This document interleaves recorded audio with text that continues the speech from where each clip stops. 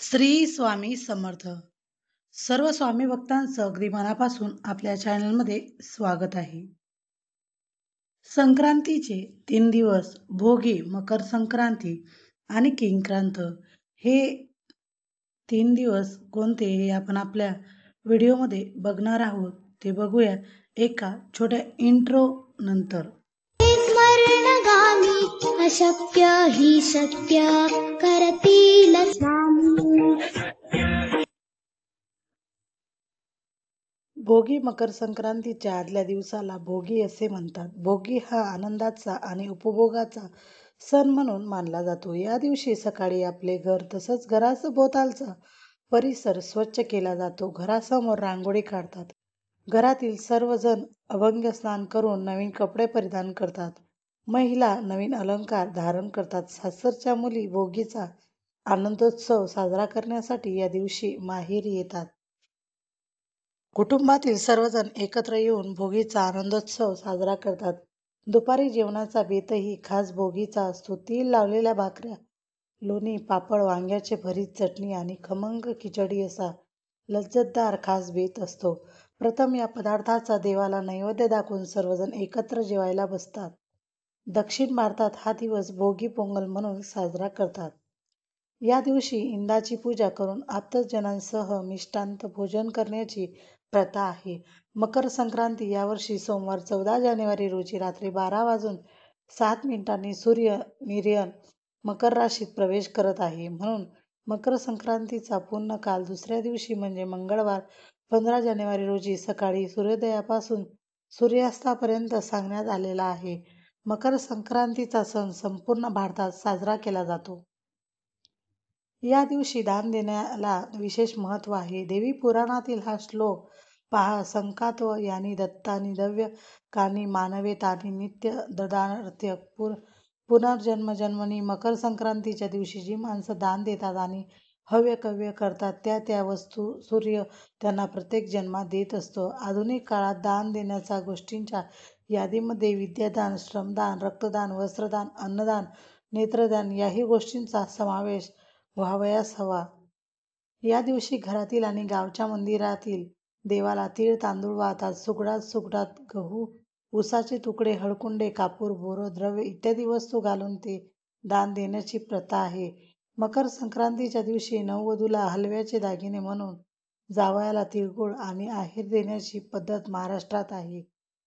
तिळावर साखरेचा पाक चढवून हलवा करण्याची पद्धत आहे. या दिवशी महिला एकत्र येऊन हळदी कुंकू समारंभ करतात, तिळगुळ वाटतात. महाराष्ट्रात अशा समारंभात प्रत्येकीला काहीतरी वस्तू भेट देण्याची प्रथा आहे.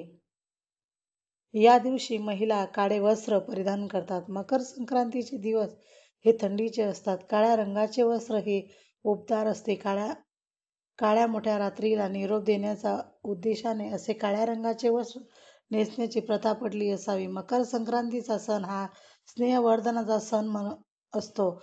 मकर संक्रांतीच्या दिवसापासून उत्तरायणाभरपासून 22 डिसेंबरपासून मोठे झालेले दिवमान जाणून लागते. पूर्वीवर इलेक्ट्रॉनिक्ससाठी नव्हती. त्यावेळी माणसे सूर्योदयापासून सूर्यास्तापर्यंत कामे करावयाची. दिनमान वाढत जाणार म्हणजे अधिक काम करावयाची संधी मिळणार. म्हणून मकर संक्रांतीचा सण हा आनंदाचा सण म्हणून साजरा केला जातो.